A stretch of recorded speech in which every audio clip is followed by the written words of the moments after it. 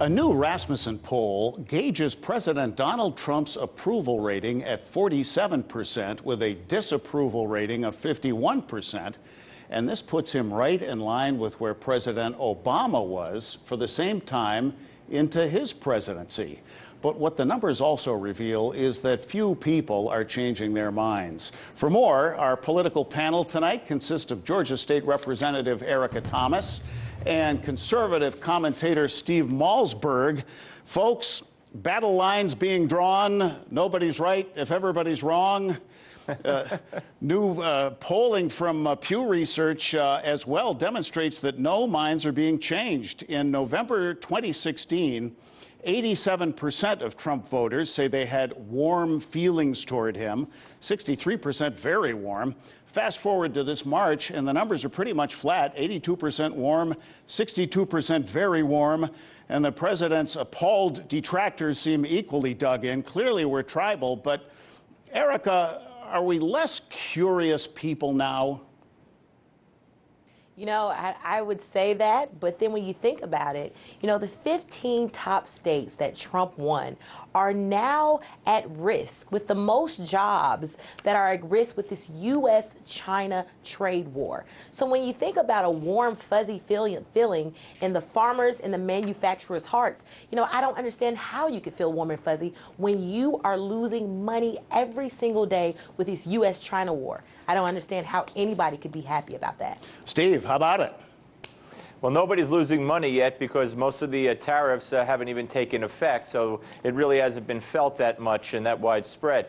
I think that the Trump supporters see their president being talked about in unprecedented manner in the media day after day after day, where you have loony bins commentators coming out and saying he's not my president on the air. I wouldn't sit, LeBron James, I wouldn't sit down with him. I think all this feeds into outrage and saying, what are you talking about? This is the president of the United States. This is a man I voted for. So naturally, it's going to enhance their warmth when they think of the president because they feel he's being picked on unjustly.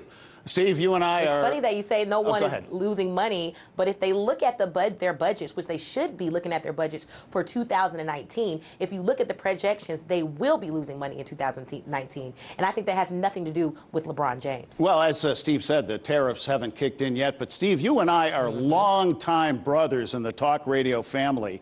It wasn't this bad 10, 15 years ago, was it? In terms of polarizing? The polarization. Yeah, no, I mean, look, there was a lot of polarization around Clinton. I mean, I do remember that. And a lot of left, you know, people on the left hated Bush. To this day, they'll never recognize that he won that election fairly. They'll say, you know, he cheated, whatever they'll say. So there was polarization, but this is unprecedented. And I have to say the vitriol, in my opinion, comes from the left. No one has ever seen anything like this. Every single day, the media calls this man a liar, a racist, a Hitler wannabe, an authoritarian. You name it, they go after him on every single thing he does, and they leave out the good things he accomplishes. So, yeah, we're polarized, and for good reason. Is it the left going after him, or is it what he is tweeting and saying of his own self? I think that we sometimes misconstrue those things that he does of his own self and say that we're going after him, or we're just responding to what he's already doing. Well, Erica, you make a good point. It seems like everybody's got it turned up to 11, and it was 44 years ago today that an American president resigned, first one so far anyway, and with Mueller's silence so deafening and the Manafort prosecution about to wrap with what prosecutors call a damning paper case, and the increasingly disquieting tone of those presidential tweets you mentioned, Erica, could you ever imagine Donald Trump resigning? You know, I am a Democrat, but it's funny that I say this, but no. I don't see him resigning. I do not see this president resigning. And it's not because of the great and many accomplishments that they say that he has done. But, you know, it's about him and himself. You know, when you look at Trump, not just through his presidential years, but when you look at him back through the many of years when he started off having his own media campaigns and having his own self-promotion, this guy loves the spotlight. And I think he's getting more of the spotlight than he's ever gotten in his whole entire life. And I don't think he's going to stop. And he probably is going to to run in 2020. We're going to be shocked at some of the things that we're going to see in the future. And of course, we've been shocked at some of the things we've seen in the past. Steve, I got about 30 seconds, but I must ask, our national debt, something Republicans fret about when Democrats are in charge, now tops $21 trillion, 12 zeros. And today we want to add another $8 billion to it with the Space Force. Why now? Isn't this just another diversion?